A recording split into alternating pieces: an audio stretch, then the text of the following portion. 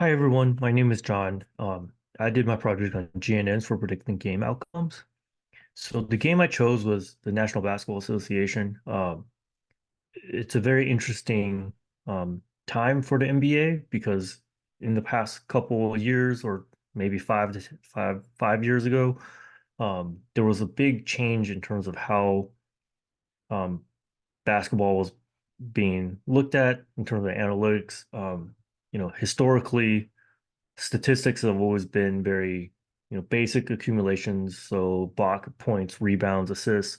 We moved on from there to look at, individual statistics to, offensive statistics. And then now we're just entered the data ball era of play-by-play. We have optical tracking now. And all these changes in statistics have really given a pretty big, uh, led to a pretty big evolution in the game. So just looking at, 1998 compared to 2017, we have about 10 more possessions per game. We have about 15 points more per game. The three-point shooting has gone up significantly. So, you know, these are all very impactful changes that make, one player or strategy much more valuable than others. So one piece that I wanted to kind of explore was, how can graphs assist with this current implementation of, advanced analytics.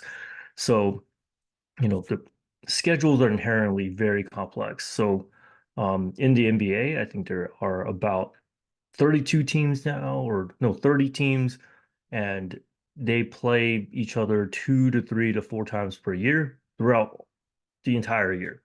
Um, you know, the teams aren't always the the same strength throughout the entire year as most people aren't. The team states differ significantly throughout schedules. It's really difficult to capture momentum in opponents. You can see from this diagram right here in the 2018-2019 season, this is just the first three games, and there's already many, many relationships being built on top of that. So graph solution seems like a very um, intuitive way to reflect this relationship.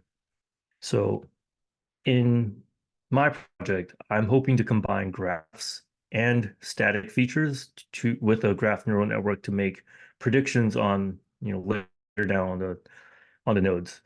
So we would construct a comprehensive graph of an entire NBA season and then exploit the interconnected relationships between these teams to make better predictions.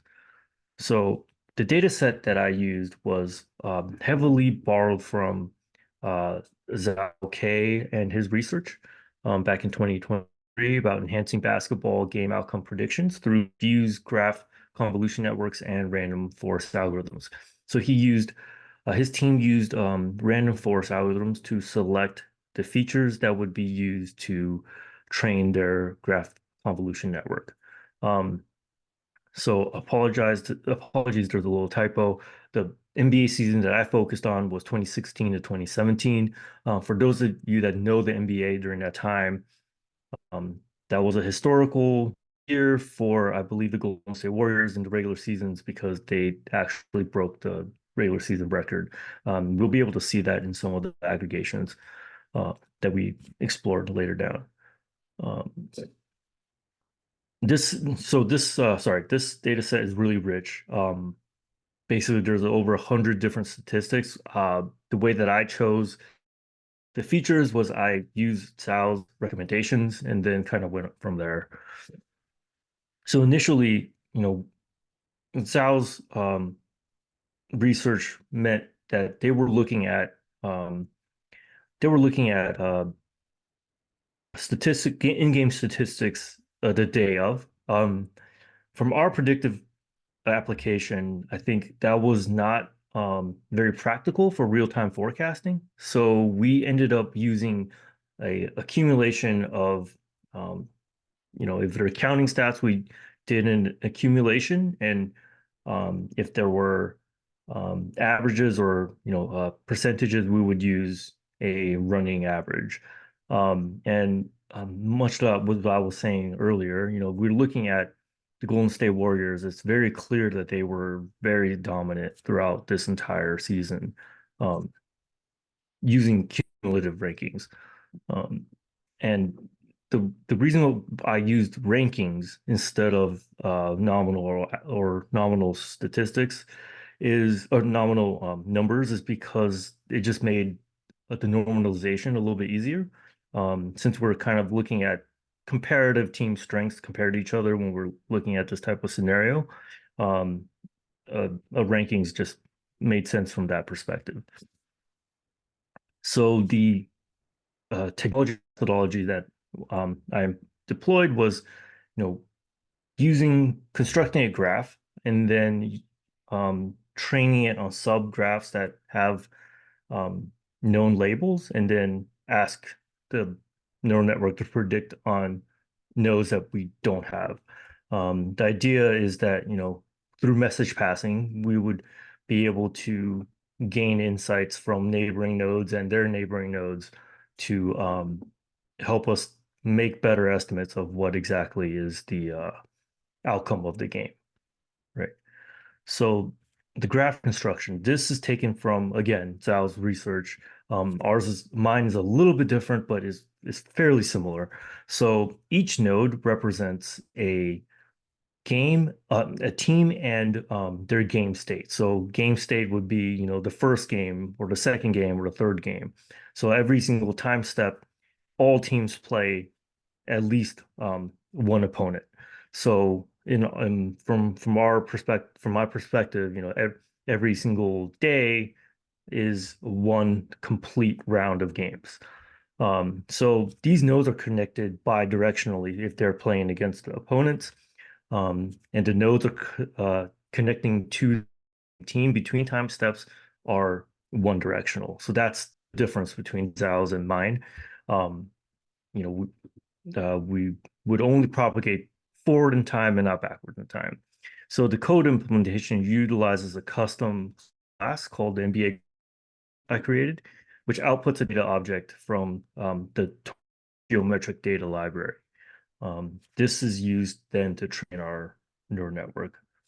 Um, the model architecture is fairly simple. We used, a GCN to the GCN object from Torch Geometric to build out all of our um, neural networks. We iteratively built it, so we built a simple neural network with another one with dropout, and then we added more layers and added more layers and added more layers.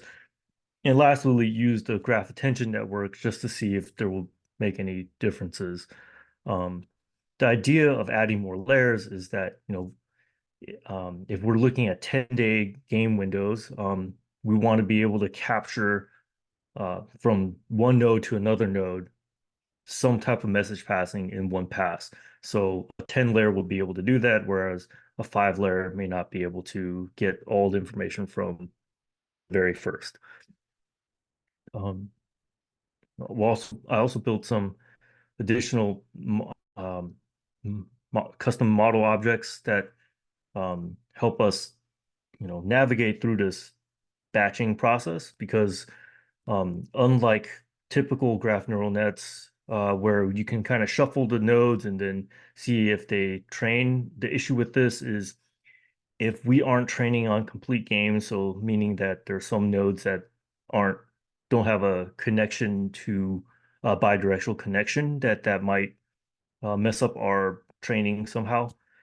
So I used a sliding window technique to extract evaluation and test and training batches based on the number of game days instead of the number of nodes. And we just backed that in by basically looking at, how many teams and how many days we're looking at, then we'll know how many nodes we have per batch.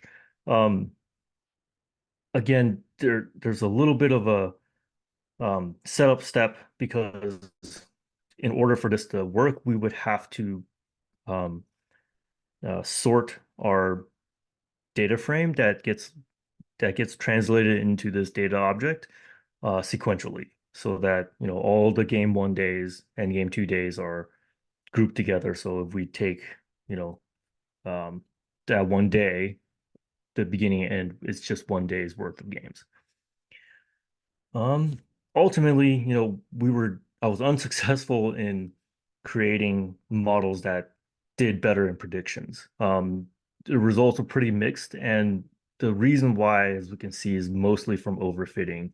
As we can see, like most of the models hovered around 50%, some a little bit better, some a little bit worse.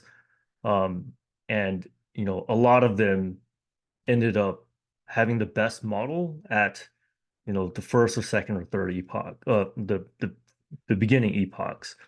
The only advantage that we can say that these models have over a naive model, for instance, that just predicts all wins or all losses, is that we are not getting as bad of a false positive rate compared to that. And so, you know, the results did fall short of Zhao's paper, but again, we had to kind of change the way that we transformed our data because we didn't want to use, you know, game day statistics to tell us how the teams are doing, basically. Um, the challenges that we faced are really leveraging temporal effects with maybe more edge attributes. I think another thing was to expand the data set so that we don't have this overfitting issue uh, across, different eras. Maybe we're looking at training a previous season, the same time window, and then we can make predictions on this season's time window. Um, Ultimately, I think this is a very exciting idea, and it can kind of make NBA teams very or make a big difference in terms of how NBA teams make their decisions. So, for instance, on this graph, you can clearly tell, in midway in the season, they kind of have to make the decision of if they'd make a playoff push or not. So, yeah. Next, I will go into the demonstration. Um, so in our in basically the main model is we use a NBA graph object which is used to construct our graph data. This takes in a bunch of uh, a pandas data frame and some attributes to add nodes to this object, and through this object we can output a graph, or we can output the NBA data to torch geometric. Um, the second part is how we handle the batching. So the batching, we look at basically the evaluation windows and the test windows. As you can see, our test window and evaluation window, the test window has to be right after the evaluation window, just because of the way NBA schedules is. If you're making predictions on and evaluating on a different portion of the schedule, the the uh, the predictive abilities are going to be drastically less. So, so yeah, essentially just creates training masks so that we can um, feed into our model trainer. Lastly, I created this model trainer so that we can handle multiple models at the same time, as well as multiple different optimizers and different uh, configurations or whatnot. This also has an early stop function that we're looking at evaluations for the best models to be stored. Um, and lastly, it prints out our training history and our evaluation curves just so that we can see the different trainings. So in here, I ran two models, a 7-layer dropout and a 10-layer dropout that we loaded from our models file. And when we did the training, it stopped. It did an early stop trigger after 300 epochs because we had a patience of 300. And overall, our model did not perform very well. I think we were at 45%. We looked at a 10-layer dropout. This one also early stopped after 300 with the best model at 17. I think, we did a little bit better with this one at 51%. I think our evaluation was at 54. So, we're close and we're close. But again, I think because of the amount of data we have, we don't really it tends to overfit quite easily. Um, yeah. Yeah, that's my project. Thank you for listening. If you have any questions, please feel free to reach out. And yeah, thank you so much.